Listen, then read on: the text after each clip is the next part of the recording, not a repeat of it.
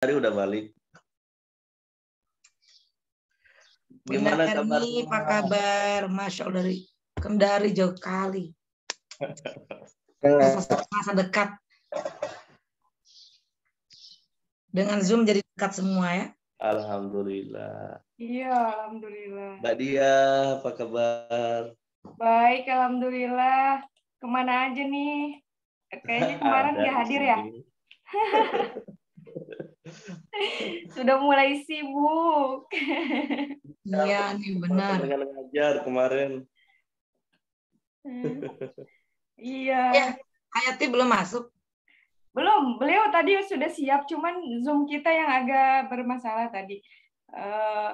Komunikasi aja dengan Mbak Dwi tadi sedikit. Iya, Bunda juga tadi kenalan sama Mbak Dwi. Iya. Cerita Bunda Rian malah. Besok Bunda Rian ulang tahun. Tanggal 2 diundang makan-makan di Sawangan.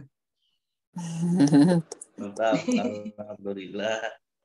Iya. Ada Bunda Syahruni. Bunda Syahruni, Bunda Hai Satu Jannah.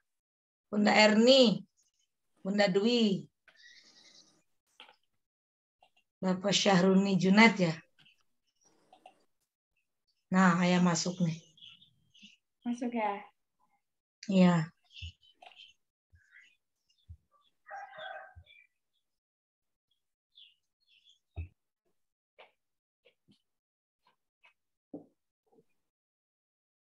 Baru. Wajah cantik. Alhamdulillah ya. Mohon maaf. Jadinya telat Zoom-nya ya. Nggak apa-apa, yang penting masuk. Iya, Kan alhamdulillah. terlambat lebih bagus daripada tidak sama sekali. Iya, Pak ya. Ayah, berarti waktunya kita 1 jam ya? 1 jam. 1 jam. Ya, Bapak Ibu, kita punya waktu lebih banyak hari ini karena beda ya caranya. Oke, baik, kita mulai aja kali ya, Ayah ya. Ya, kita mulai. Nadia, kameranya kasih sedikit. Kasih naik sedikit. Kasih? Itu terlalu rapat kepalanya dengan ujung di atas. Oh, baik. Ya, terima kasih. Nah, itu baru. Kebanyakan. Kebanyakan. Oke. Baru pas. Oke, siap.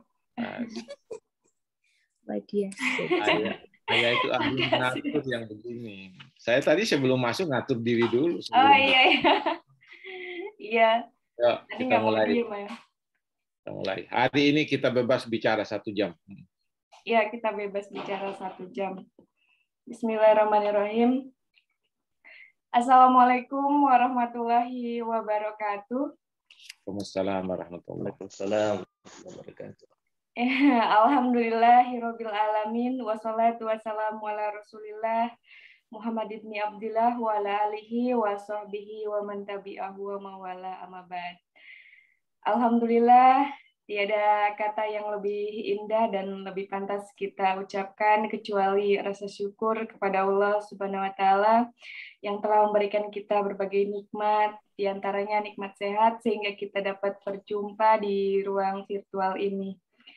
Yang saya hormati dan saya sayangi Ayahanda Profesor Dr. Ahmad Ibraya MA, juga para jamaah yang dimuliakan Allah Subhanahu wa taala. Baik, Bapak Ibu, kita bertemu di sesi acara kita yang spesial kali ini. Tema kita adalah resep hidup sukses yang akan disampaikan oleh Ayahanda kita yang sudah siap sedia. Dan sedikit mungkin apa yang akan kita dapatkan dari Ayahanda kita ini sangat penting sekali. Kemarin pada saat berjumpa terakhir dengan Ayahanda, saya tidak berhentinya bertanya, salah satu di antaranya, Ayah, saya bilang, pernah nggak Ayah kalau lagi sendiri diam itu merasa sedih? Enggak, katanya. Wah, itu pertanyaannya jawaban yang luar biasa buat saya. Jadi ternyata sukses itu Ayah mempunyai sebuah kesuksesan yang luar biasa, yaitu sebuah ketenangan sehingga rasa apapun selalu bisa ditaklukkan oleh ayahanda kita. Nah, baik, kita akan mendapat lebih dalam lagi bagaimana resep hidup sukses dari ayahanda kita, dan langsung saja saya persilakan kepada ayahanda untuk menyampaikan pemaparannya, kurang lebih 30 menit ya. Jadi 30 menit kita akan ada sesi tanya jawab. Disilakan ayah.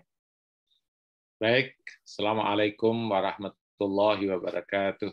Waalaikumsalam warahmatullahi wabarakatuh.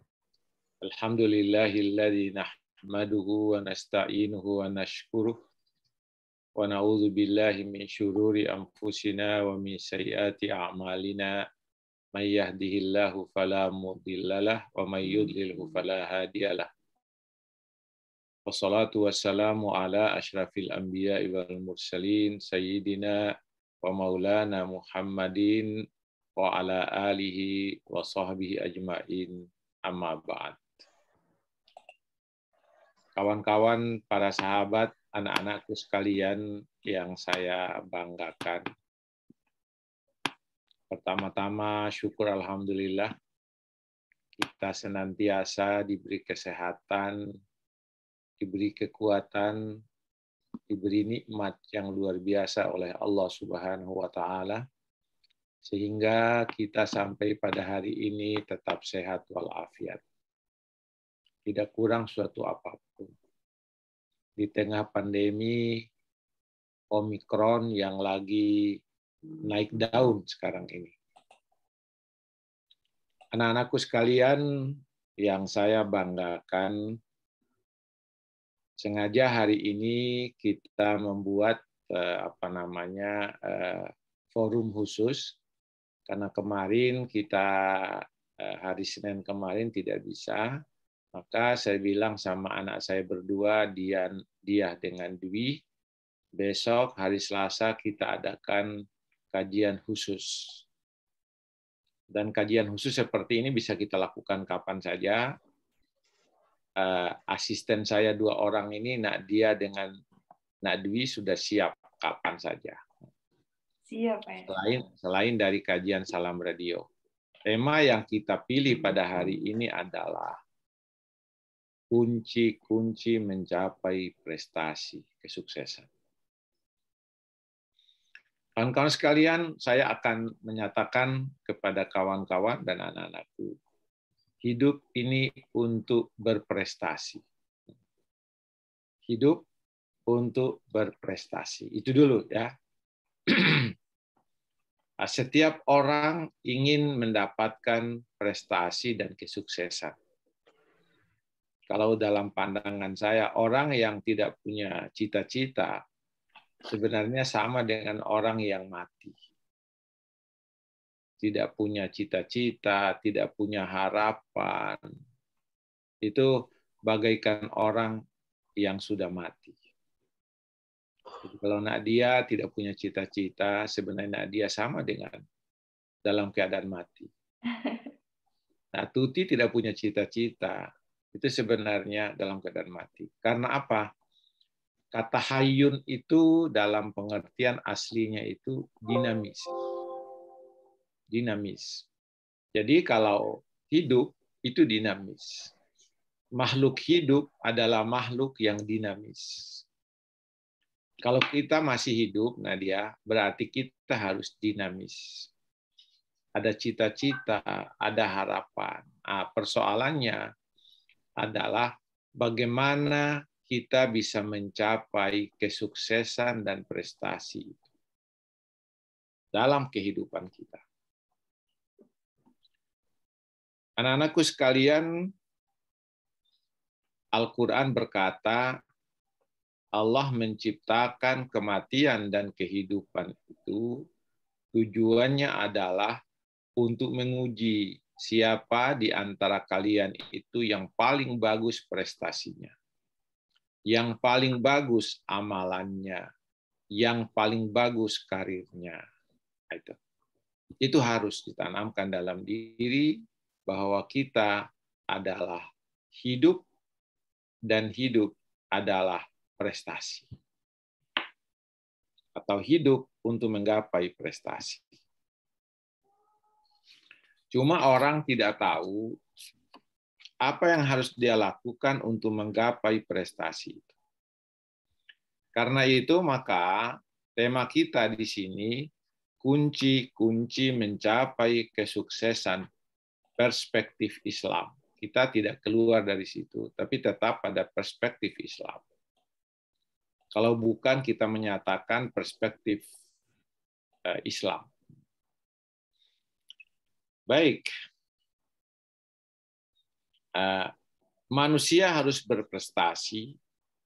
Salah satu prestasi yang perlu dia lakukan adalah ibadah. Ibadah. Ibadah itulah menjadi sumber penciptaan manusia. Al-Quran berkata bahwa Allah menyatakan, aku tidak menciptakan jin dan manusia, manusia dan jin, kecuali beribadah. Jadi kalau orang mampu melaksanakan ibadah, berarti dia sudah mencapai prestasi. Nah, dia dan anak-anakku sekalian, semua yang kita lakukan itu adalah ibadah. Atau semua yang kita lakukan menjadi bernilai ibadah.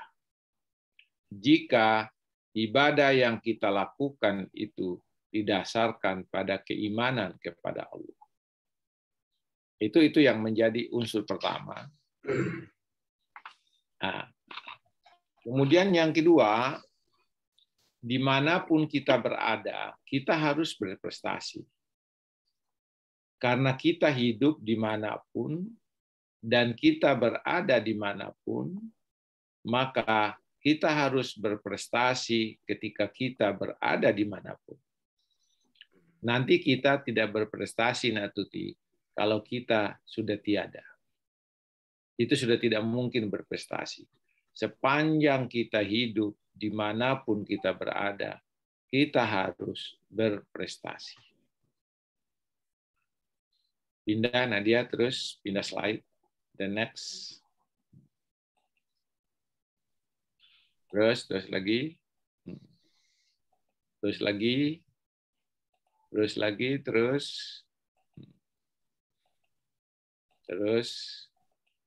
Baik. Dimanapun kita berada harus berprestasi. Mau di Sukabumi, mau di Ciputat, mau di Matraman, mau dimanapun, itu ditanamkan dalam diri. Saya harus berprestasi dimanapun berada. Karena menggapai prestasi adalah perintah agama. Mencapai prestasi adalah perintah agama. Saya tidak boleh menyia-nyiakan kehidupan yang diberikan oleh Allah. Karena kehidupan itu adalah dinamisasi, dan dinamisasi itu adalah prestasi. Makanya anak-anakku sekalian, kalau anak-anakku sudah punya pemahaman seperti ini, maka setiap nafas yang keluar dari diri kita harus kita gunakan untuk menggapai prestasi. Semua orang yang mencapai kesuksesan karena dalam dirinya punya pandangan hidup, punya prinsip hidup. Hidupnya adalah untuk prestasi. Nah, hanya saja kita tidak tahu apa kunci-kunci, keyword untuk mencapai prestasi itu. Umur anak-anakku sekalian harus digunakan untuk prestasi. Harus prestasi. Umur adalah kehidupan, dan kehidupan harus berprestasi. Ini yang perlu. Kemudian jalan-jalan untuk mencapai prestasi adalah kunci-kunci untuk mencapai prestasi. Saya gambarkan di dalam makalah ini ada 12. Ada 12 kunci untuk menggapai kesuksesan, menggapai prestasi. Ini semua yang 12 ini kawan-kawan diambil dari Al-Quran dan diambil dari hadis Rasulullah. Karena itu maka saya katakan tadi, kunci menggapai kesuksesan perspektif Islam. Perspektif Al-Quran dan hadis. Ini ada urutannya. Urutan pertama, kunci iman. Urutan pertama adalah kunci iman. Next. Lagi. Terus. Bayangkan anak-anakku sekalian, untuk kuliah kita hari ini, untuk kajian kita hari ini, ayah bikinkan PowerPoint. Coba, bukan main-main, semalam kerjanya bikin PowerPoint. Untuk anak-anakku semuanya. Luar biasa. Luar biasa. Luar biasa, coba. Yang pertama, terus lanjut.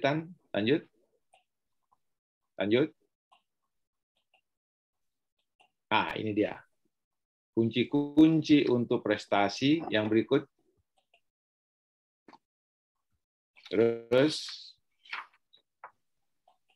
ini dia. Ini sebenarnya bukan 10K, 11K, dan 1D. Ini ada kesalahan sedikit di sini. Yang pertama adalah keimanan. Hidup kita harus beriman. Itu menjadi dasar. Iman itulah yang membuahkan amal, yang mewujudkan amal. Kemudian iman itulah yang menghasilkan amal, dan amal yang menghasilkan kebaikan, amal yang menghasilkan pahala, amal yang menghasilkan kesuksesan. Yang kedua adalah ketakwaan. Yang ketiga, terus keikhlasan. Kemudian yang keempat, kemauan yang keras. Kemauan yang keras. Kemudian yang kelima, kesungguhan. Yang keenam, kerajinan. Kemudian yang ketujuh, kedisiplinan. Kedelapan, kejujuran. Kesembilan, kebaikan hubungan dengan orang lain. Yang ke-10, doa. Yang ke-11, kesabaran. Yang ke-12, kesyukuran. Ini anak-anakku sekalian, ini berurut. Iman adalah fondasi. Iman itulah yang mendasari takwa, iman itu yang mendasari keikhlasan, iman itulah yang mendasari kemauan yang keras, iman itulah yang mendasari kesungguhan, iman itulah yang mendasari kerajinan, iman itulah yang mendasari kedisiplinan, iman itulah yang mendasari kejujuran, iman itulah yang mendasari upaya kita menjaga hubungan baik dengan orang lain. Iman itulah yang mendasari doa, iman itulah yang mendasari kesabaran, iman itu pula lah yang mendasari kesyukuran. Lengkap sudah anak-anakku sekalian? Ada 12. Nanti coba disingkatkan sendiri, diakronimkan sendiri, terserah mau bikin apa. Kalau mau mudahnya, yang pertama, iman, takwa, ikhlas, kemauan keras, sungguh-sungguh, rajin, disiplin, jujur, baik hubungan dengan orang lain, doa, sabar, syukur. Sekarang saya ingin mengatakan kepada anak-anakku, kenapa doa itu di tengah-tengah 10? Jadi yang 1 sampai dengan yang 9 adalah upaya-upaya yang kita lakukan. Upaya-upaya yang kita lakukan. Setelah kita melakukan upaya-upaya dan ikhtiar, baru kita doa. Kalau kita berdoa di awal, berarti doa dalam rangka memohon agar apa yang kita lakukan itu menjadi berkah, kemudian menjadi sukses. Kemudian doa di akhir ikhtiar itu harapannya adalah semoga apa yang kita lakukan, apa yang sudah kita lakukan itu menjadi sesuatu yang sukses, menjadi sesuatu yang memberi manfaat, menjadi sesuatu yang memberikan kemaslahatan. Doa. Kalau kawan-kawan, anak-anakku sekalian keluar rumah berdoa, itu harapannya adalah semoga dalam perjalanan dimudahkan oleh Allah, diamankan oleh Allah. Setelah pulang berdoa, semoga apa yang saya lakukan tadi itu menjadi amal soleh. Itulah doa. Jadi menjaga hubungan dengan orang lain itu menjadi satu poin. Karena apa? Anak-anakku sekalian, tidak ada manusia yang hidup sendiri di alam dunia. Kalau ada orang yang sanggup hidup sendiri, hidupnya pasti kurang. Karena kita adalah makhluk sosial, makhluk yang harus berkomunikasi dengan orang lain. Saya banyak membaca bahwa silaturahim membawa keberkahan, membawa rahmat. Silaturahim itu sebenarnya adalah menjaga hubungan baik dengan siapa. Baru kita berdoa. Setelah kita berdoa, seakan-akan kita berkata, ya Allah, semuanya sudah aku lakukan, sekarang terserah Engkau memperbaiki nasibku. Terserah Engkau dengan kadarmu, dengan kadakmu, Engkau menentukan nasib baikku atau nasib buruk. Dengan doa kita berharap semoga apa yang aku lakukan mencapai kesuksesan, semoga apa yang saya lakukan dapat memberikan kemaslahatan. Doa itu, anak-anakku sekalian, menjadi kunci dalam kehidupan. Menjadi kunci. Setelah kita berdoa, nanti kita akan lihat apakah yang kita lakukan itu mencapai kesuksesan 100%, ataukah dia mencapai 50%, ataukah sama sekali tidak tercapai. Kalau tercapai cita-cita kita, berarti kita sukses. Disitulah kita harus bersyukur atas segala nikmat Allah dari kesuksesan. Kemudian yang kedua, kalau hasilnya belum mencapai 100%, berarti kurang dari harapan kita. Maka syukurilah yang kurang itu dengan menunjukkan kesabaran sambil kita merancang sesuatu yang lebih baik di masa depan. Kalau sama sekali tidak ada hasil yang kita mau capai dari situ, kesabaran kita harus tingkat tinggi di situ. Sabar menghadapi kegagalan, sabar menghadapi kekurang suksesan kita di dalam mencapai cita-cita. Orang yang tidak sabar mudah kecewa. Orang yang tidak syukur mudah sombong. Ingat, orang yang tidak sabar dalam ujian mudah kecewa. Orang yang tidak bersyukur dalam kesuksesan mudah sombong. Jadi semuanya bisa melahirkan penyakit. Tidak sabar kita kecewa. Kecewa itu Nadia, bisa Nadia tidak tidur bermalam-malam.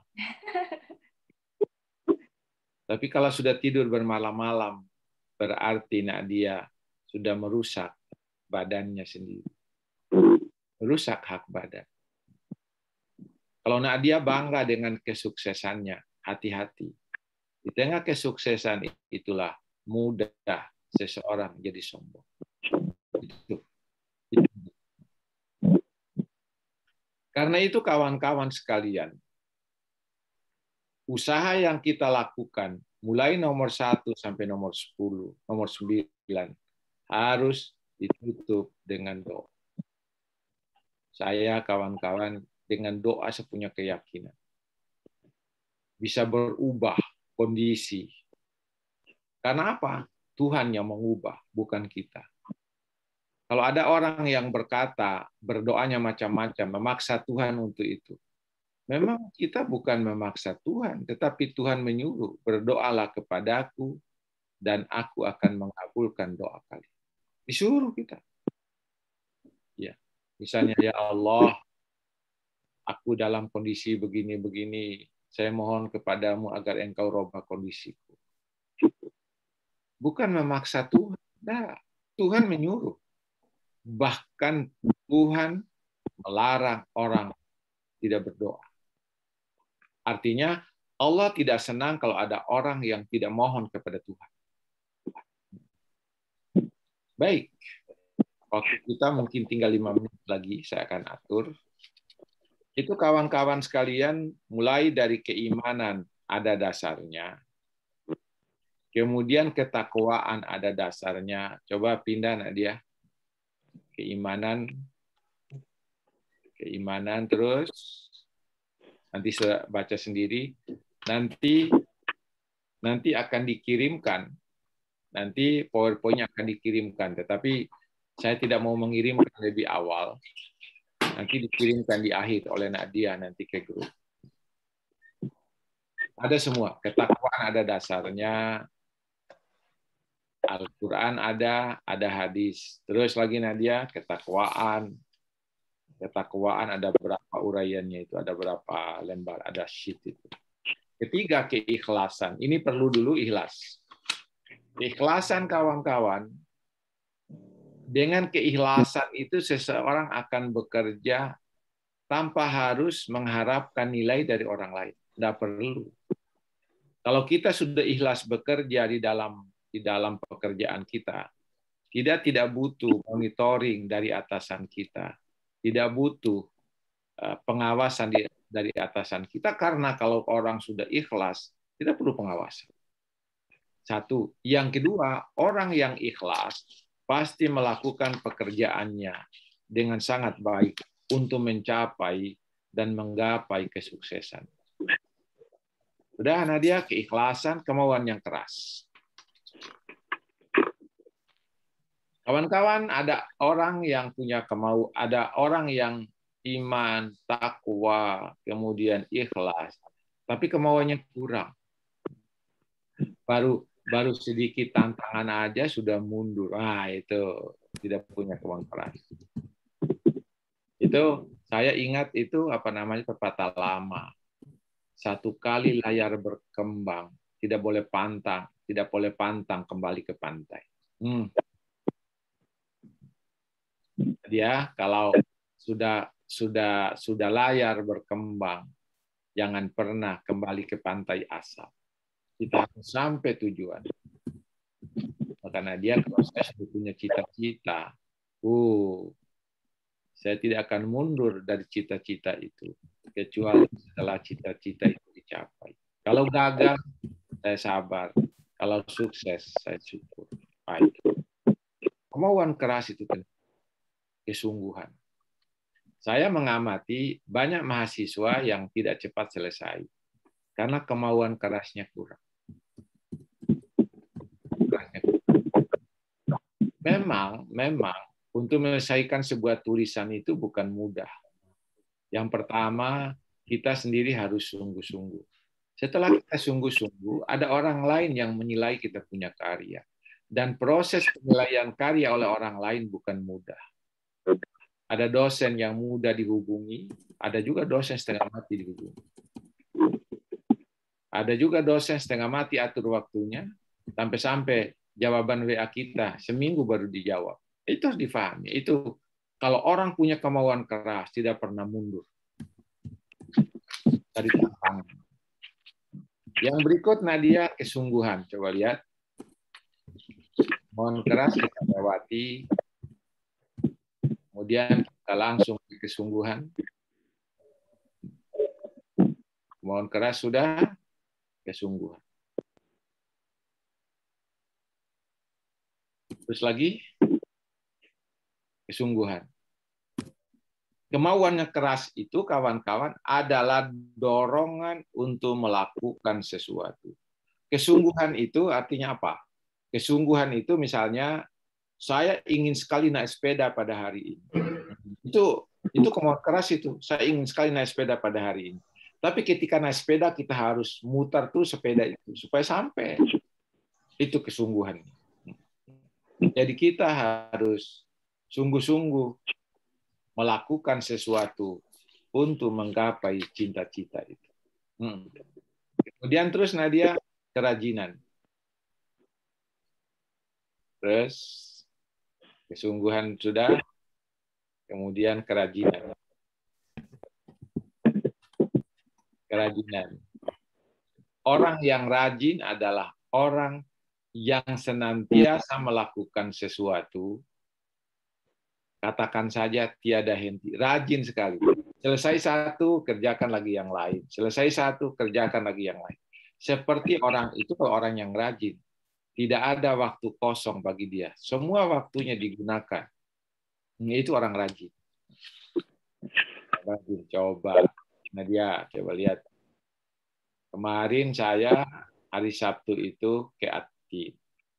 Selesai ke Atin, terus ke kampus. Selesai ke kampus, ada lagi menghadiri acara takziah. Malam ada lagi. Itulah orang yang rajin. Rajin. Sungguh-sungguh. Kalau sudah berpadu itu semua, nikmat, nikmat. Kemudian kedisiplinan. Terus Nadia, disiplinan. Kerajinan ada 4 sheet. Terus. Kita lihat yang ke-7.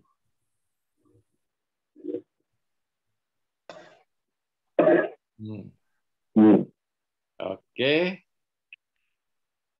Yang ke-7, kedisiplinan. Disiplin itu adalah ketepatan melakukan sesuatu sesuai dengan rencana jadwal. Ya, disiplin. Nah, disiplin makan, disiplin tidur, disiplin mandi, disiplin segala macam. Saya, anak-anakku sekalian, saya kalau bangun tidur, itu disiplin saya apa? Berwudu dulu dimasuk di kamar mandi. Kemudian setelah itu sholat. Kalau tidak langsung komputer. Setelah itu saya mandi. Setelah mandi baru makan buah pepaya. Setelah makan buah, baru setelah itu makan nasi. Setelah makan nasi keluar atau duduk di komputer untuk mengerjakan pekerjaan. 10 tidur, 3:30 bangun. Itu disiplin.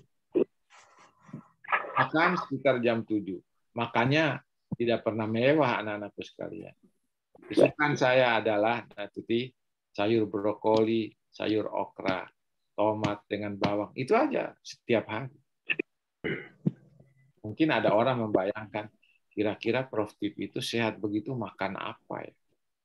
Makan biasa saja. Disiplin. Oke, yang berikut. Kejujuran. Saya punya simbol begini. Lebih baik kita jujur terus. Karena kalau kita jujur, orang tidak percaya kita bohong di belakang hari. Tidak percaya. Tapi kalau kita di awal sudah tidak jujur, yang kejujuran yang berikutnya tidak dipercaya orang. Kejujuran itu adalah integritas. Orang yang jujur adalah orang yang mampu mempertahankan integritas diri. Orang yang tidak jujur adalah orang yang kehilangan integritas. Harus jujur, harus jujur. Kalau kita integritas begitu banyak uraiannya. Kemudian yang ke-9, Nadia, terus. Yang ke-9,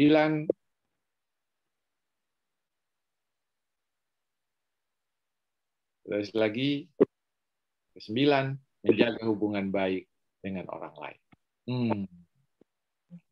Bayangkan itu kawan-kawan. Ketika kita sendirian, siapa saudara kita? Lingkungan hidup. Ketika kita di rumah kita, di hadapan kita ada istri, kiri kanan kita ada anak, di atas kita itu ada atasan kita, orang tua kita, di bawah kita ada anak-anak kita, di samping kiri kanan kita, depan kita, belakang kita ada kawan-kawan kita. Tidak pernah manusia lepas dari orang lain. Ketika dia berada sendirian, dia berada di lingkungan hidup yang non-manusiawi. Ketika dia berada dalam rumah tangganya, dia akan berhadapan dengan istrinya, berhadapan dengan anaknya, dan berhadapan dengan orang tua dan mertuanya, dan berhadapan dengan anak-anak. Jaga hubungan yang baik. Dengan istri jaga, dengan suami jaga, anak-anak dijaga, dengan orang tua dijaga. Ketika berada di kantor, jaga hubungan baik dengan bawahan. Jaga hubungan baik dengan wakil-wakil kita. Jangan hubungan baik dengan atasan kita. Aduh, anak-anakku sekalian, nikmat kita menjaga hubungan baik. Kalau kita menjaga hubungan baik, insya Allah, keberkahan dari Allah akan datang. Allah sudah menjanjikan. Silaturahim dan menjaga hubungan baik itu sesuatu yang sah. Terus yang berikut Nadia, sampai terus ini kebetulan kebaikan hubungan dengan orang lain itu panjang. Terus sampai ke-10 doa. Tadi saya sudah menjelaskan doa itu juga bagian yang penting dalam kehidupan, karena doa bisa mengubah nasib yang tidak baik menjadi baik. Bisa merubah qadar Tuhan yang tadinya seperti itu akan berubah. Bisa. Karena Tuhan yang akan memperbaiki dan merubah. Setelah itu terus Nadia.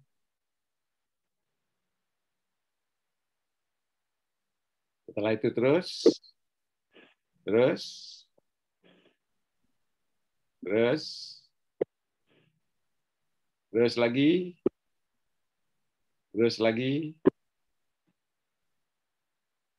lagi, kesabaran. Kesabaran menjadi penting. Setelah kita berdoa, boleh jadi usaha kita itu sukses atau gagal. Kalau gagal, kita sabar menghadapi ujian itu. Kalau kita sukses, maka kita harus menanamkan dalam diri kita sifat syukur. Ingat tadi, orang yang tidak sabar gampang kecewa, gampang frustrasi. Paling sederhana, gampang berpikir terus, memikirkan terus. Kalau sudah memikirkan terus, membuat kita tidak bisa makan, membuat kita bisa tidak tidur. Bahkan nanti membuat kita mengalami penyakit tipes. Hati-hati, jangan banyak pikir tentang sesuatu di jalan. Karena kita hidup tidak pernah lepas dari dua itu. Apakah sukses kita ataukah gagal. Ketika kita sukses, kita syukuri. Ketika gagal, kita sabar. Sambil kita membuat rencana yang baru. Terus. Kesabaran, kesyukuran, sampai kesyukuran. Terus. Banyak ini kesyukuran. Lihat kesimpulannya, Nadia. Sudah punya waktu, ini sudah hampir 45 menit. Misalnya. Oke, kesimpulannya. Kunci menggapai kesuksesan ada 12. 11K, 1D. 11K 1D. Ingat, keimanan, itu berurut itu. Yang berikut, halaman berikutnya coba kita lihat. Itu tahapan-tahapan kuncinya itu. Tuh. Terus, fondasi dari segala amal yang kita lakukan adalah iman. Iman itu menjadi fondasi. Takwa dasarnya iman. Ikhlas dasarnya iman. Kemauan keras dasarnya iman. Kemudian kesungguhan dasarnya iman. Rajin dasarnya iman. Kemudian sampai akhirnya, sampai pada kita mencapai hasil, sabar dasarnya iman, syukur dasarnya iman, doa adalah iman. Karena kita tahu dengan apa yang kita lakukan dasarkan pada iman, itulah yang membuahkan pahala. Kalau orang melakukan sesuatu tidak dasari dengan iman kepada Allah, itu menjadi sesuatu yang sia-sia.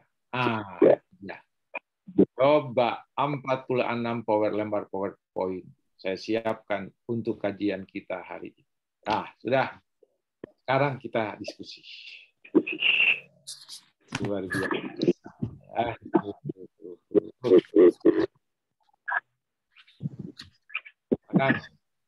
Ya.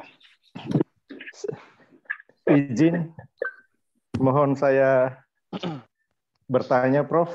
Ini tapi saya enggak terbuka video ini karena saya lagi di depan, ini lagi rame. Oke. Nadia jadi pengendali moderator Nadia. Nadia hilang ya. Suaranya tadi belum ya Mbak Nadia ya. Ini Muhammad dari Mataram ingin bertanya kepada Prof. Oke. Ya, baik, disilakan Pak Muhammad. Semangat sekali. Assalamualaikum. Assalamualaikum warahmatullahi taala wabarakatuh. Terima kasih banyak Prof, banyak sekali nasihat dan tausiah yang harus kami laksanakan dalam kehidupan, walaupun mungkin tidak semuanya dapat diamalkan, namun pelan-pelan insya Allah kita berusaha. Ada yang ingin saya tanya tadi terakhir, doa. Ada hadis Nabi, Prof, kurang lebih bunyinya seperti ini, ad-du'a mahjubun hatta yusalli alayya. Jadi doa-doa umatku, kata Rasul, tetap terhalang oleh hijab hingga mereka berselawat kepadaku. Pertanyaannya, bagaimana salawat yang dimaksud oleh Rasulullah dalam hal ini? Kemudian yang kedua, surat Al-Baqarah 144, qad nara takalluba wajhika fis samai falanuwalliyannaka qiblatan tardaha, dan seterusnya. Kata Tuhan, sungguh kami sering melihat kamu menengadahkan wajahmu ke langit. Kami balikan wajahmu ke arah Masjidil Haram. Dalam keseharian kita, banyak orang yang berdoa meminta diberikan rezeki, diberikan kebajikan oleh Allah dari langit. Padahal ayat ini dikatakan oleh Allah, kami sering memperhatikan kamu menengadahkan wajah ke langit. Ya, kami membalikan wajahmu ke arah Masjidil Haram yang kamu sukai. Jadi apakah berdoa itu minta ke atas langit atau ke Masjidil Haram, dalam hal ini Ka'bah? Sekian, terima kasih. Assalamualaikum warahmatullahi taala wabarakatuh. Waalaikumsalam warahmatullahi wabarakatuh. Baik, ada Pak Adam yang ingin bertanya juga ya. Kita satu-satu Ayah atau langsung 3 ini Ayah? Ayah nyamannya dua dulu biar terkontrol. 2 dulu ya. Pak Adam disilahkan. Baik, terima kasih. Assalamualaikum warahmatullahi wabarakatuh. Terima kasih banyak Prof dan Mbak Dia dan teman-teman. Ada 3 pertanyaan saya, Prof. Yang pertama masalah ikhlas. Saya kadang-kadang dengan ikhlas ini merasa belum pas, Prof. Karena ada orang bekerja, misalnya ada buruh, Tetapi menurut saya itu gajinya, misalnya gajinya dikasih hanya 50.000 satu hari, dia dipaksa ikhlas. Itu menurut ilmu yang saya dapat itu adalah sebuah kezoliman. Kita misalnya memang kalau kerja itu kan harus mengharap, paling tidak mengharap pahala dari Allah gitu. Dan bagi yang bersangkutan yang tempat kita bekerja harus memberi imbalan yang begitu maksimal secara kemanusiaan. Dalam kehidupan sering terjadi eksploitasi, saya lihat. Itulah yang membuat ketimpangan hidup. Nah, pertanyaannya, ikhlas seperti apa? Seperti didengungkan oleh Kementerian Agama misalnya. Nah, itu satu, Prof. Yang kedua, masalah semangat. Kadang-kadang semangat ini bisa kita ucapkan begitu mudah, tetapi membangkitkan semangat itu jadi masalah. Bagaimana menjaga semangat tetap ada seperti Pak Prof ini, saya lihat tiap hari terus terjadi perubahan-perubahan. Bagaimana semangat tetap ada dan terus meningkat, bukan menurun. Gimana kiat-kiatnya, Prof? Dan terakhir, saya baca dalam sejarah Nabi itu kadang-kadang mendesak Tuhan dalam berdoa. Dalam perang Badar misalnya, karena 300 orang melawan 1.000 orang. Nah, ini Nabi takut. Lantas Allah itu menjanjikan ada kemenangan. Dia tagih doa yang pada akhirnya saya lihat dalam sejarah itu, ya Allah, ku ingatkan engkau. Sepertinya seperti temannya itu Allah. Gitu. Ku ingatkan engkau atas janji-janjimu. Kalau kita sebagai makhluk biasa, seperti hamba biasa, kira-kira bisakah doa seperti itu untuk mendesak Allah supaya terkabul kita punya doa, Prof? Terima kasih banyak. Assalamualaikum warahmatullahi wabarakatuh. Waalaikumsalam warahmatullahi wabarakatuh. Sudah ada 2 penanya, Ayahanda dari Pak Muhammad dan Pak Adam. Mohon pencerahannya dan disilakan. Baik, saya kira pertanyaan yang bagus. Pertanyaan bagus.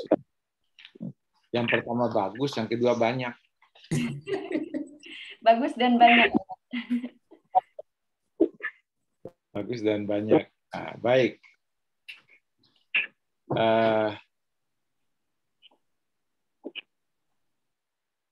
Apa pesan Nabi yang terkandung dalam hadis itu? Katanya bahwa doa kalian itu akan terhijab, terhalang, sampai engkau itu berselawat kepada. Nah, itu artinya apa pesannya?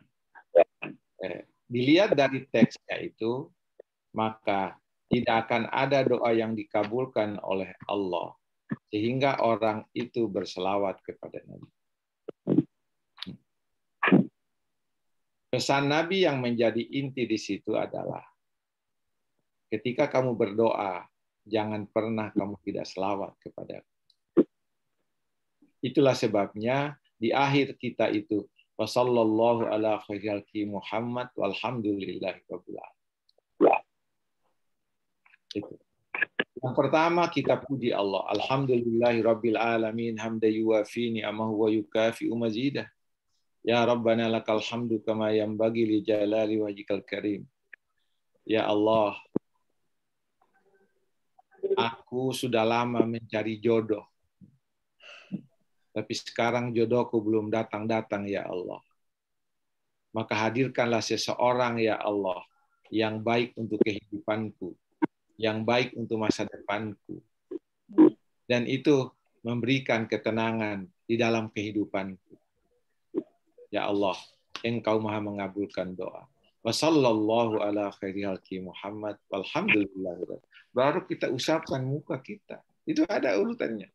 Yang pertama hamdalah, yang kedua doa, yang ketiga selawat. Itulah sebabnya kita akhiri doa kita itu. Wassallallahu ala khairi halqihi Muhammadin wa ala alihi wa sahbihi wasallam walhamdulillahi rabbil alamin.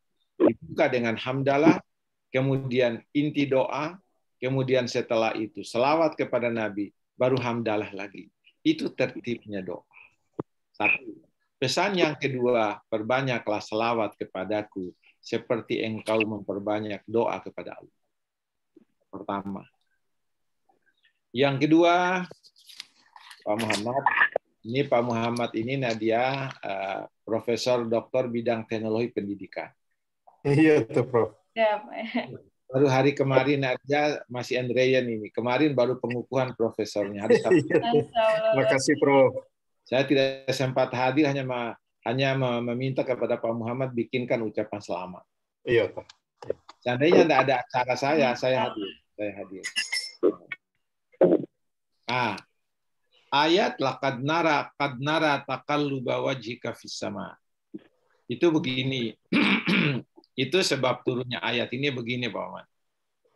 Iya. Jadi Nabi kalau tidak salah saya diledekin oleh orang-orang Yahudi. Ya Muhammad, walaupun kamu seorang nabi dari keturunan sana, tetapi kiblatmu itu tetap aja kepada Baitul Maqdis. Itu seingat saya penjelasannya. Tetap aja kamu itu kalau kamu sholat menghadap ke Baitul Maqdis. Jadi kamu tidak punya kiblat sendiri. Karena itulah maka Rasul selalu berdoa. Sampai Rasul itu selalu menengok, angkat tangannya di situ dalam hadis itu, angkat tangannya sampai ketiaknya itu dia kelihatan. Ya Allah katanya gitu, kapan engkau alihkan itu kiblatku ke arah Masjidil Haram? Nangis-nangis Rasulullah. Suatu saat Allah memberikan itu. Qad nara taqalluba wajhika fis sama'i falanuwalliyannaka qiblatan tardah. Falanuwalliyannaka. Sekarang ini aku akan mengarahkan mukamu itu, kami akan mengarahkan mukamu itu ke kiblat yang engkau minta selama ini. Fawalli wajhaka syatral Masjidil Haram, ya Muhammad, hadapkan mukamu sekarang ke Masjidil Haram. Tahu nggak Nadia?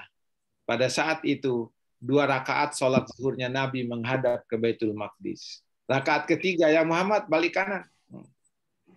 Terjadinya di mana Nadia? Di Masjid Qiblatain.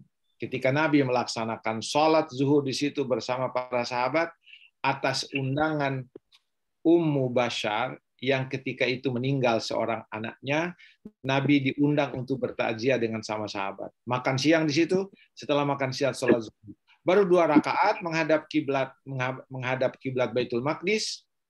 Rakaat ketiga, Nabi Muhammad balik kanan menghadap kepada para sahabat. Coba, para sahabat berlari-lari berada di belakang Rasulullah. Nah, ini ceritanya dia coba. Pertanyaan Pak Muhammad ini berat banget. Tapi saya juga menjawabnya mudah sekali kan. Kita sudah pernah tahu. Terima kasih, Prof. Jadi itu Muhammad, ini asbabun nuzul dari ayat ini. Jadi selama ini ya Muhammad, engkau minta agar dialihkan kiblat itu ke arah Baitullahil Haram, Masjidil Haram. Tapi aku belum memalingkan mukamu. Falanuwalliyannaka kiblatan tardoha. Maka kali ini kami memastikan engkau menghadap kepada kiblat. Fawalli wajhaka ya Muhammad, arahkan mukamu kepada kiblat. Balik kanan. Bisa dibayangkan yang tadinya Rasulullah membelakangi sahabat, terus membalik kanan. Udah para sahabat berlari-lari katanya di dalam hadis itu, balik kanan, terus mereka berada di belakang Nabi. Terpaksa 2 rakaat ke arah Masjidil Aqsa, 2 rakaat ke Masjidil Haram. Itulah sebabnya Nadia, Masjid Qiblatain itu masjid 2 kiblat. Kenapa 2 kiblat? 2 rakaat pertama kiblatnya Masjidil Aqsa, kemudian rakaat kedua itu Masjidil Haram. Itu ceritanya Pak Muhammad. Itu panjang hadisnya itu. Baik. Pertanyaannya Adam. Ini pertanyaan pertanyaan empirik. Pertanyaannya empirik. Ikhlas. Ada ikhlas yang dipaksakan. Sekarang ikhlas itu bersumber dari seseorang dan itu berada dalam dirinya. Kalau misalnya hari ini saya ikhlas untuk memberikan ilmu, tapi kawan-kawan mungkin ada yang merasa dipaksakan, tidak enak sama Prof. Tip diundang hari ini untuk masuk Zoom. Nah, itulah kalau itu yang terjadi, itu keikhlasan Anda, itu keikhlasan yang dipaksakan. Yang dipaksakan bukan, yang memaksakan bukan saya kan.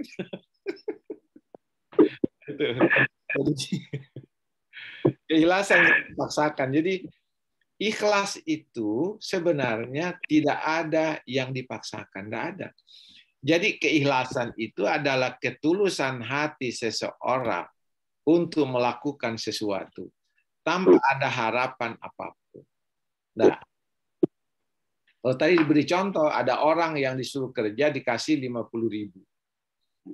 Ah, sekarang 50.000 itu perjanjian atau bukan, kan itu. Kalau memang perjanjiannya saya suruh kerja kamu tapi honormu gajimu 50.000 ya. Ah, itu. Nah, jadi keikhlasan itu adalah kesediaan orang melakukan sesuatu tanpa harapan apapun, tanpa pamrih apapun. Dia melakukan itu betul-betul karena Allah. Nah, kalau misalnya kita memperjakan sesuatu, maka kalau kita memperjakan sesuatu itu tergantung orang itu mau apa enggak. Nah, kemudian kita memberikannya itu harus juga dengan tulus. Tidak ada ketidaktulusan dalam memberi. Karena apa? Setiap pemberian yang dilakukan dengan tulus, itulah yang akan dicatat oleh Allah. Pemberian yang tidak tulus, misalnya begini, Dam. Ada orang datang, fakir miskin yang datang Adam, kemarin kasih 10.000. Datang lagi besok, kasih lagi 10.000. Datang lagi berikutnya, kasih lagi 10.000. Nah, ketika Adam mengatakan, ini manusia apa? Ini datang tuh sama saya sedekah. Nah, sudah, yang sedekah yang berikutnya itu sedekah yang diikuti dengan al-manni wal adha. Maka menjadi sia-sialah sedekah yang ketiga itu. Sedekah pertama dan kedua masih diberi ganjaran. Tapi sedekah yang ini adalah sedekah yang diikutkan bil manni wal adha. Jadi dengan sesuatu yang menyakitkan hati, walaupun tidak didengar oleh yang. Karena itu, seseorang yang ikhlas betul-betul harus tulus melakukan sesuatu, harus tulus memberi. Semangat. Bagaimana melahirkan semangat? Kawan-kawan sekalian, dalam pengalaman saya, semangat itu muncul dari kegairahan hidup. Orang semangatnya kuat, tapi tenaganya kurang, gitu kan? Semangatnya kuat, tenaganya kurang. Itulah semangat yang tidak diimbangi dengan kemampuan dan kekuatan. Semangat itu, dan semangat itu sangat positif menurut saya. Ada orang sakit tapi semangat hidupnya luar biasa. Itu cepat sembuh itu. Tapi kalau orang sakit, semangat hidupnya kurang. Nah, itu cepat mati itu. Cepat mati itu nanti. Jadi orang punya semangat hidup akan sehat terus. Saya terus terang aja, saya selalu ditanya oleh orang, Prof Tip, apa sih yang membuat Prof Tip itu semangat kemana-mana, jalan terus kemana-mana? Jadi saya melakukan itu karena keikhlasan saya. Saya melakukan itu karena saya punya keyakinan bahwa apa yang saya lakukan itu pasti mendapatkan pahala. Dan saya bersemangat untuk itu. Kemudian saya melakukan itu atas perintah Allah, maka saya bersemangat. Orang yang semangat itu adalah orang yang melakukan sesuatu karena boleh jadi didasari tujuan. Jika saya melakukan ini, saya akan mencapai ini. Tetapi yang penting adalah bahwa dalam bekerja itu, semangat kita itu harus dituangkan dalam diri kita itu, dalam bentuk motivasi, sehingga kita bekerja terus. Semangatlah membuat orang itu dalam kondisi apapun dia bisa melakukannya. Tapi jangan semangat yang dipaksakan. Semangat yang dipaksakan itulah seseorang yang tidak mampu melakukan sesuatu karena semangatnya, terpaksa dia melakukan sesuatu. Padahal dia tidak mampu melakukan itu. Itu tidak boleh terjadi. Baik. Kemudian yang berikutnya, mendesak Tuhan dalam doa. Banyak orang yang saya dengar malah penceramah-penceramah dia bilang jangan dipaksa Tuhan untuk mengabulkan doa. Kalau saya berdoa dan meminta kepada Allah, saya punya keyakinan, saya tidak memaksa Tuhan. Karena Tuhan sendiri yang minta, ud'uni astajib lakum. Berdoalah, berdoalah. Maka dalam hadis itu, orang yang tidak mau berdoa adalah orang yang pelit untuk dirinya sendiri. Kata hadis Nabi lagi, ad-du'a mukhul ibadah. Doa itu adalah otaknya ibadah. La yarudul qadra illa du'a. Tidak ada yang bisa menolak rencana Tuhan kecuali doa. Kemudian tidak ada yang bisa menolak keputusan Tuhan kecuali doa. Jadi kalau kita berdoa ya Adam, mungkin orang lain menganggap Adam itu memaksa Tuhan agar dikabulkan doanya. Tidak, ini perintah Allah. Doalah. Karena permohonan orang yang dibawa kepada orang yang di atas itu namanya doa dan permohonan. Kalau orang atas ke bawah itu perintah namanya instruksi. Tapi kalau kita bermohon, Allahumma agnini bihalalika, ya Allah, jadikanlah aku manusia kaya dengan rezekimu yang halal. Itu kan doa, permohonan. Ya Allah, aku sudah berusaha, semoga aku lulus dalam ujianku. Iya, seperti ada yang memaksa. Tetapi Tuhan menyuruh kita kan. Allah menyuruh kita untuk selalu berdoa. Nah, mengabulkannya atau tidak, itu persoalan lain. Akan berkaitan dengan banyak hal. Ini kawan-kawan yang penting, yang berkaitan dengan pertanyaan Pak Muhammad. Doa, puji Allah. Kemudian berdoa. Kemudian selawat kepada Nabi. Kemudian hamdalah. Ikhlas itu memang harus tanamkan dalam hati. Semangat itu harus ada. Dan doa itu memang bukan memaksa Tuhan, memohon kepada Tuhan. Tetapi bentuk kalimat perintah kan. Masih bagus kalau saudara mengatakan, ya Allah, aku minta kepadamu agar aku lulus dalam ujian. Ya Allah, luluskan aku dalam ujian.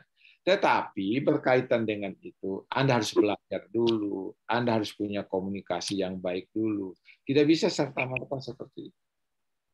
Doaku nggak berhasil, nggak lulus. Nah, disitulah sikap sabar.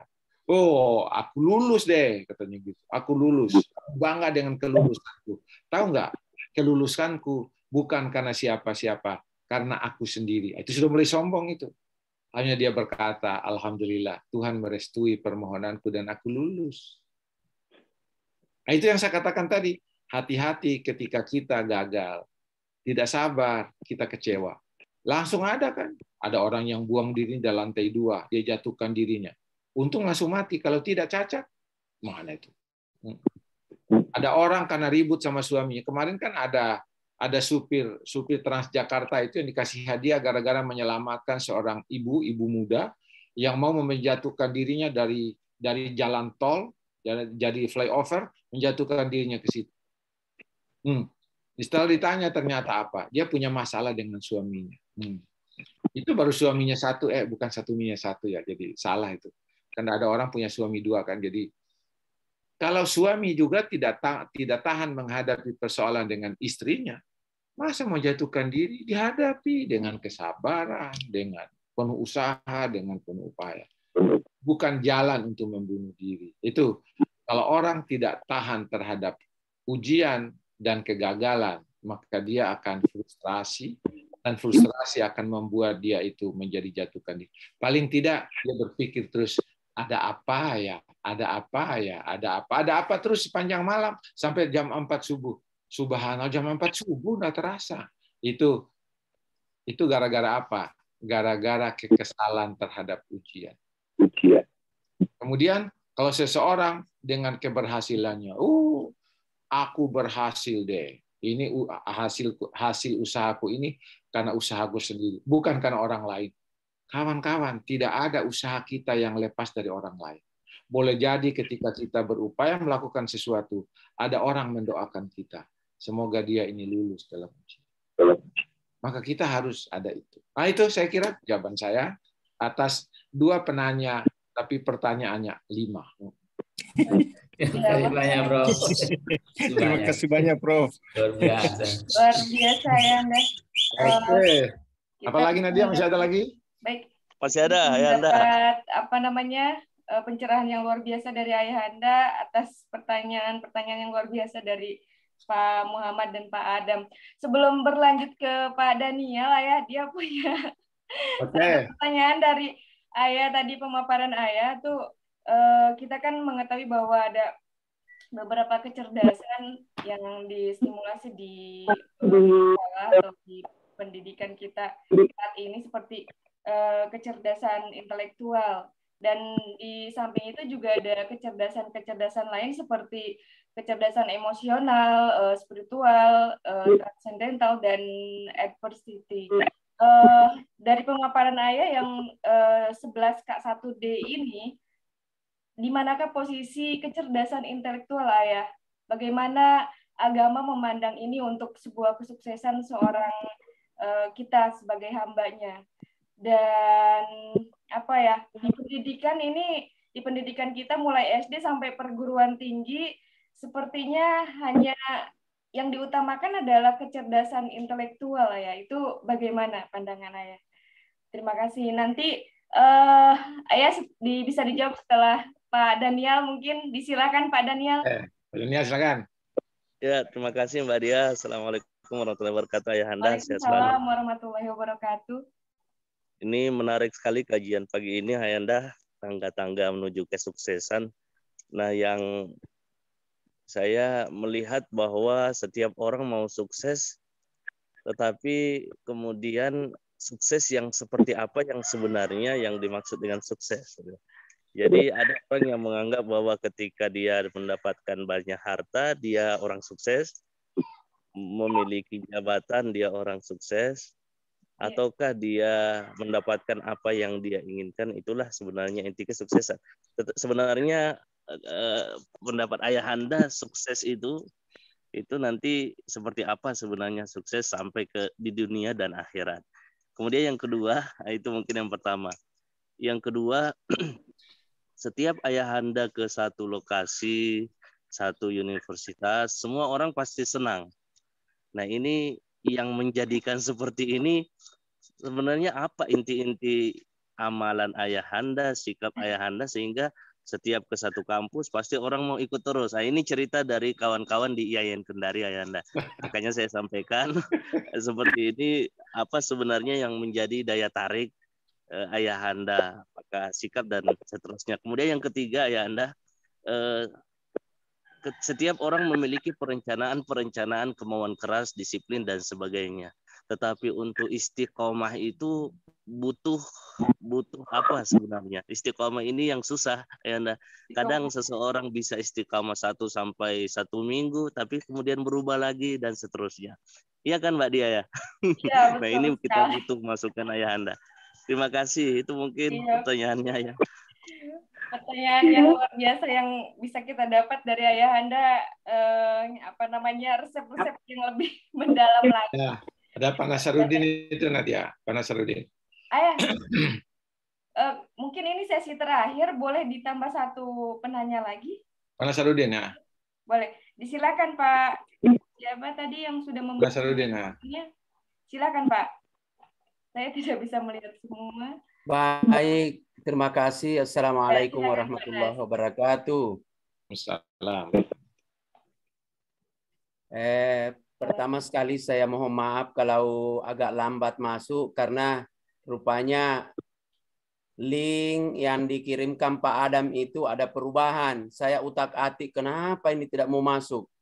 Nanti ada informasi lanjutan dari Pak Adam baru dikirimkan. Saya bilang pantas Pak Adam ini kerjai saya. Ya.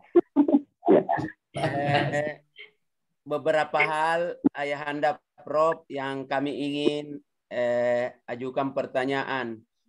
Pertama sekali itu ada berdoa itu bagaimana, apa-apa saja yang perlu kita kedepankan sehingga doa yang kita lantunkan itu ya optimis bisa diterima di hadapan Allah Subhanahu wa taala.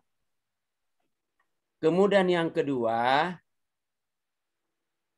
terkadang susah kita membedakan mana nikmat yang diberikan oleh Allah, nikmat, laknatkah, cobaankah, atau istidraj. Sebab itu terkadang ada orang, ya, ada orang mengatakan, itu bapak di sebelah tidak salat juga, tapi luar biasa itu keberhasilannya, ya, luar biasa keberhasilannya. Anaknya berhasil, ya, anaknya berhasil, segala usahanya selalu berhasil, ya. Sehingga orang mengatakan tidak salat dia, tapi termasuk orang baik, ya, orang baik. Nah, sehingga terkadang orang salah kaprah, ya, salah kaprah. Atau susah juga kita menilai apakah doa saya ini diterima ataukah ini nikmat yang saya terima ini bagian dari cobaan atau bagian dari azab. Jadi sehingga itulah yang saya butuhkan dari Ayahanda Prof. Barangkali ada ya batasan-batasan bahwa kalau begini berarti masuk dalam kategori nikmat yang diberikan oleh Allah dan itu diridai. Ya, terima kasih. Saya kira demikian. Assalamualaikum warahmatullahi wabarakatuh. Waalaikumsalam warahmatullahi wabarakatuh. Terima kasih Pak Nas. Ya. Baik, ada Pak Nas dan Pak Daniel yang sudah bertanya ya. Silakan mohon penjelasannya. Baik. Pertanyaannya lebih 10 ya atau 15 ya. 1, 2. Ya, baik. Banyak Belum sekali. lagi Natuti kalau bertanya. Kalau Natuti bertanya tambah lagi. Oh ya. Baik. Nadia, kecerdasan yang dirancang dalam sistem pendidikan kita itu sangat bagus. Ada kecerdasan intelektual. Kecerdasan intelektual itu adalah kecerdasan dalam hal ilmu. Kecerdasan emosional itu kemampuan seseorang untuk mengendalikan emosinya dalam hal-hal yang baik. Kecerdasan spiritual ada kecerdasan seseorang dalam melaksanakan perintah agama. Ada orang kecerdasan intelektualnya, tapi tidak pernah bisa menahan emosinya. Ada orang intelektualnya cerdas, emosionalnya cerdas, tapi tidak pernah sholat. Ada lagi kecerdasan lain, Nadia. Kecerdasan sosial. Ada orang intelektualnya bagus, tapi penghargaan terhadap orang lain tidak bisa. Ada orang punya kecerdasan spiritual, ibadah terus. Gara-gara ibadahnya, sampai-sampai dia tidak mengabaikan undangan orang lain. Saya tidak bisa, saya waktu itu lagi mau sholat nih, katanya. Nah, diajak bersama-sama, tidak, saya tidak mau kalau begini. Nah, itu kecerdasan itulah yang harus kita wujudkan dalam keseharian kita. Intelektual kita kelihatan, emosional kita itu misalnya begini. Ada orang bilang mungkin begini. Saya tidak pernah lihat itu Prof. Tip itu marah. Apa sih rahasianya? Itu kan dia mampu menahan emosionalnya. Dosen saya yang ini tidak pernah marah, walaupun keadaan mahasiswanya dalam kelas begitu. Paling kalian tidak boleh begini. Itu kan kemampuan dosen itu dalam mewujudkan kecerdasan emosionalnya. Oh dia kalau sholat dia sholat. Tetapi nanti misalnya begini. Kita mau sholat zuhur, ada tamu yang datang. Yang dihulukan sholat zuhur apa tamunya dulu? Kalau saya tamunya dulu yang saya terima. Sholatnya di belakang. Maka di rumah sini kalau ada tamu, kata mbaknya, Pak ada tamu katanya. Oh ya suruh masuk. Saya sudah berwudu mau sholat. Saya duduk dulu ke bawah menerima tamu. Karena apa? Itu kecerdasan sosial saya. Kan masih ada waktu saya untuk sholat. Jangan sampai datang tamu dia bingung. Ini Pak Tip katanya ada di rumah. Kenapa belum turun-turun? Saya turun dulu. Paling saya bilang, pas ente datang itu saya lagi mau sholat katanya. Gimana Prof kalau sholat dulu? Sudahlah, kita ngomong dulu apa sih yang mau ngomongin. Gitu, coba.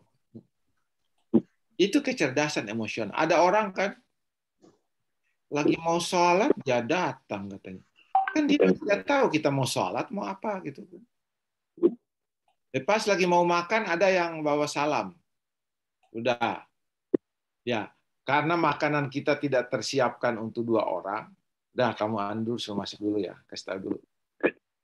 Gitu. Kalau sudah mau sholat, saya turun dulu melayani tamu. Sholat masih ada waktunya. Ini. Jadi kecerdasan yang ada, kecerdasan intelektual, iya. Kita orang cerdas. Tapi hati-hati, orang cerdas itu biasa lupa daratan, dia tidak mau lihat orang yang tidak cerdas. Karena itu orang yang punya kemampuan itu harus kecerdasan intelektualnya oke, kecerdasan emosionalnya oke, kecerdasan spiritualnya oke, kecerdasan sosialnya oke. Bagaimana menggabungkan ke semua ini? Kalau kawan-kawan menggabungkan semua ini, pastilah disenangi orang. Iya. Jadi tadi pertanyaannya Pak Nadanial itu kemana caranya? Ini salah satunya. Jadi kita pintar. Beliau itu tidak pernah marah. Mukanya selalu berseri-seri. Selalu berseri-seri. Bahkan ada yang bilang, Pak Tip itu marahnya kapan ya? Nggak susah. Ada orang memang wajahnya itu yang kawan-kawan bilang baby face itu kan, baby face, mukanya kayak muka bayi terus, cerah ceria terus, nggak ada emosinya, nggak ada tegangnya aja, apalagi marah. Ini kawan-kawan, kecerdasan itu kita tidak hanya cerdas intelektual, tapi juga kita cerdas emosi, cerdas spiritual, cerdas sosial. Baik. Apa yang membuat orang itu yang dimaksud dengan sukses? Sukses dalam pemahaman saya adalah tercapainya sesuatu kondisi yang lebih baik daripada kondisi sebelumnya. Itu. Ada sukses itu adalah tercapainya sebuah kondisi yang lebih baik daripada kondisi sebelumnya. Saya bilang contoh. Nah, Pak Abidin sukses. Karena apa? Kali ini Pak Abidin menjadi wakil rektor 1 lagi. Itu sukses itu. Nah, kemudian kalau saya bilang Pak Abidin sekarang tidak wakil rektor lagi, itu berarti gagal. Sebenarnya kalau begitu bukan gagal. Dia tidak menjabat lagi. Karena menjabat itu bukan sesuatu yang mengatur kita, bukan orang lain. Itu tidak bisa kita mengatakan Pak Abidin itu sukses menjadi rektor. Sukses itu bukanlah sesuatu yang dia kejar-kejar, yang dia capai. Kecuali kalau orang itu, saya mudah-mudahan saya menjadi rektor. Kalau nanti jadi rektor betul, maka dia bilang sukses dia menjadi rektor. Karena yang begitu itu berkaitan dengan banyak orang. Misalnya Pak Khairi berhasil menjadikan Depak. Kalau berhasil menjadikan Depak, berarti dia pernah bercita-cita. Gitu. Kalau orang tidak pernah bercita-cita terus diangkat, alhamdulillah, ini rahmat Allah. Saya tidak pernah membayangkan saya akan jadi kanwil atau kandepak. Tidak pernah, tapi langsung. Tetapi kalau seseorang yang meraih doktor, itu kesuksesan. Karena apa? Kesuksesan itu adalah berupa cita-cita yang dicapai. Nah, Daniel sukses meraih doktor. Karena apa? Dia cita-cita. Saya mau jadi doktor, gitu loh. Kemudian Daniel gagal jadi doktor. Gara-gara tidak sabar terhadap kritik pembimbingnya. Langsung dia pulang kampungnya. Dan usah doktor lah. Sudah cukup ilmu doktor. Itu gagal namanya. Saya kalau saya, saudara harus sabar. Kalau nanti tidak sabar, Anda seperti Nabi Musa ketika mencari ilmu sama Khidir, saya bilang. Tahu nggak itu Nabi Musa, belum kita pelajari kan situ. Dia pernah mengatakan begini, akulah orang yang paling pintar di dunia. Allah tegur, kamu bukan yang paling pintar. Ada hambaku yang paling pintar dari kamu. Terus datanglah dia ke sana belajar. Gara-gara tidak sabar, dia tidak dapat ilmu. Coba. Kita kembali, kesuksesan itu adalah kondisi yang dicapai oleh seseorang lebih baik daripada kondisi sebelumnya. Karena ada sesuatu keinginan yang dia capai, yang mau capai. Itu karena ada keinginan. Ada orang yang bukan karena dianggap sebuah kesuksesan, bukan kesuksesan itu menjadi rektor itu karena apa? Dengan orang lain. Kecuali Anda sudah Pak Tipi itu orang termasuk orang Makassar yang sukses, orang Bima yang sukses. Kenapa sukses? Bayangkan sejak dia datang jadi penjabat terus. Sukses itu. Tapi saya tidak pernah berniat saya nanti ini mau jalan. Tetapi yang penting bagaimana kita melakukan yang 12 tadi, kemudian tetap menjaga hubungan dengan orang. Menjaga hubungan dengan orang lain itu kan menjadi modal besar. Bahkan akan mengalahkan kecerdasan kita, kecerdasan intelektual. Kecerdasan sosial bisa jadi mengalahkan kecerdasan intelektual. Kecerdasan bisa. Kemudian apa yang membuat orang itu ini sangat ideal ini? Membuat orang senang itu karena boleh jadi dia tercapai cita-cita.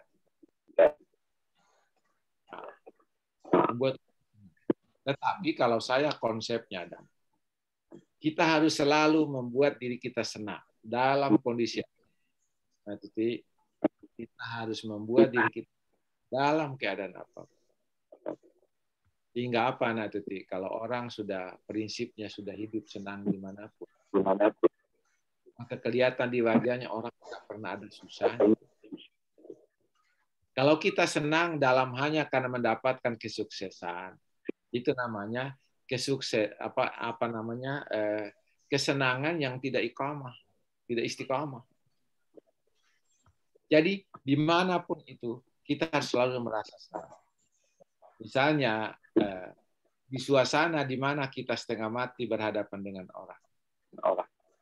Senangkanlah diri Anda dengan suasana mini yang ada dalam diri Anda. Karena apa? Ketika kita bergaul dalam kehidupan, ada suasana yang membuat kita tidak senang. Ada suasana yang membuat kita tidak bisa bahagia.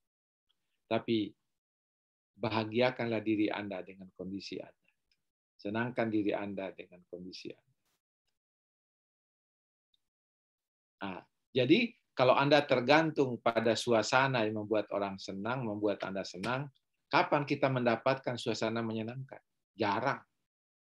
Jarang.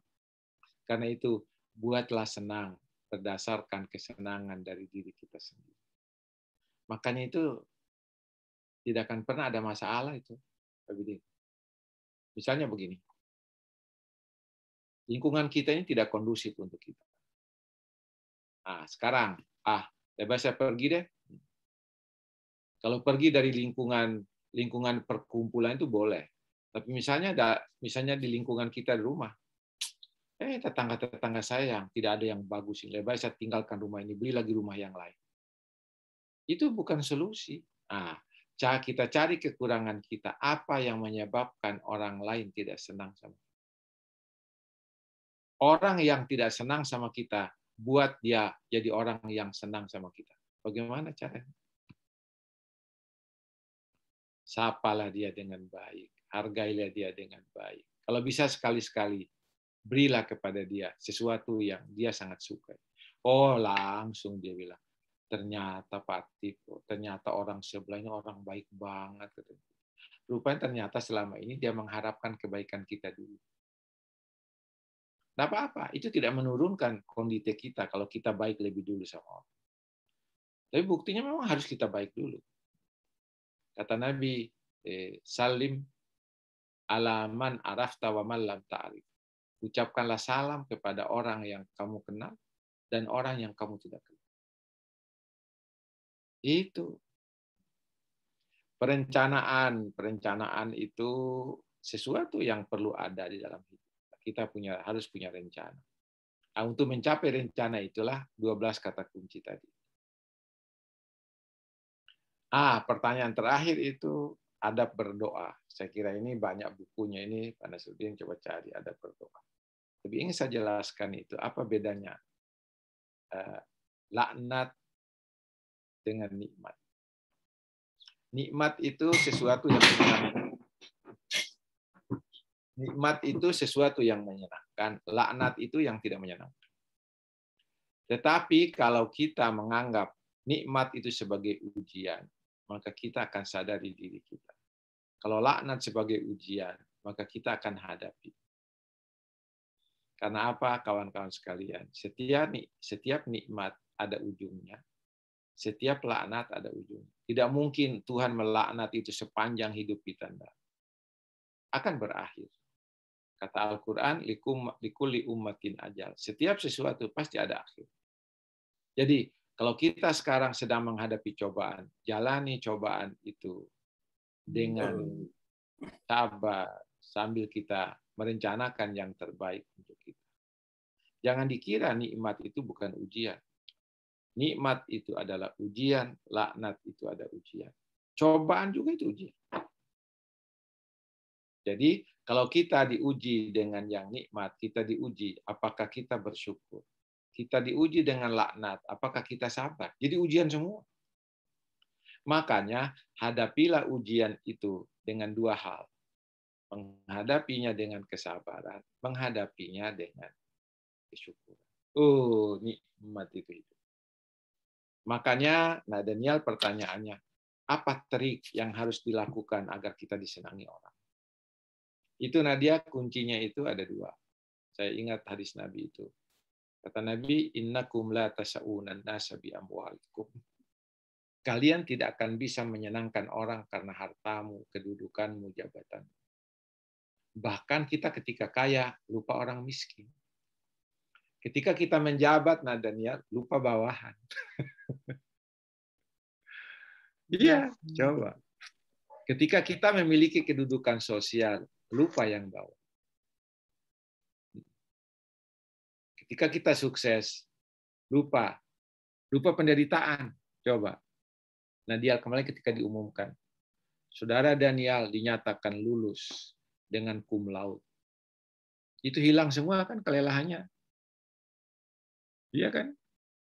Tapi kelelahan itu tidak pernah hilang dari kita karena kita akan bercerita kepada teman kita. Oh, saya dulu waktu bimbingan dengan dosen saya. Setengah mati, datang di rumahnya setengah mati, di WA juga setengah mati kan. Tetapi ketika diumumkan kesuksesan kita yang kita raih itu, sepertinya semua kelelahan itu hilang sedetik. Kalau ada orang yang merasa tidak kehilangan kelelahannya saat diumumkan kesuksesannya, itu manusia tidak normal gitu. Itu jadi perlu ada yang seperti itu.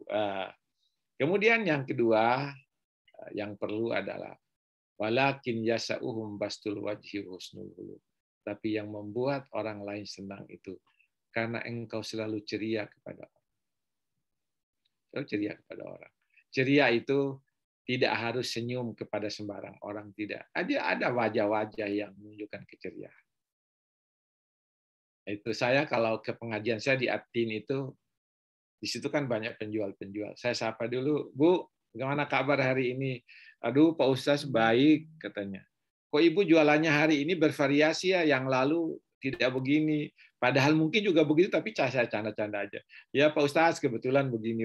Coba, bagaimana orang tidak begitu? Sebelum saya masuk ke pengajian, disapa dulu mereka. Pulang lagi, sapa lagi. Pulang sapa lagi. Bu, tadi bawaan Ibu saya lihat sudah habis ya. Iya nih, alhamdulillah nih Pak Ustaz, alhamdulillah sudah habis. Coba. Memang sudah habis kan? Coba. Tetapi kita pintar mencari cara. Saya kalau Daniel, kalau saya ke rumah sakit, banyak pasien situ. Kan kita pada umumnya kan duduk begini aja, duduk sambilan. Ibu sudah sering kali ke dokter sini, Bu? Baru, Pak, katanya baru pertama. Oh. Kalau Bapak gimana? Saya sudah sering kali, Bu, ke sini. Terus Ibu keluhannya apa? Itu tanya coba. Itu silaturahim namanya pada orang yang kita tidak kenal. Jangan duduknya kayak begini aja. Paling orang sebelah bilang, ini Bapak sebelah kayak patung dia duduknya. Itu cara silaturahim itu. Jadi memang kata Nabi, bastul wajhi, melebarkan wajah. Maksudnya apa? Muka yang berseri-seri. Wa husnul khuluq, akhlak yang baik. Itulah yang kita perlu perlihatkan kepada. Tetapi untuk itu perlu. Saya kalau masuk ke ruangan saya ke dekan, sebelum masuk ruangan itu kan lewati mahasiswa dulu. Kalian lagi apa nih? Ini Pak, lagi main-main ini katanya main game, ada main game kan di HP-nya. Yang ini lagi apa ini? Asik bener ini main komputer. Ya apa lagi ketik makalah Pak, tugas dari dosen coba. Mungkin orang lain merasa itu sebuah hal yang bisa menurunkan wibawa barangkali, tapi saya merasa tidak.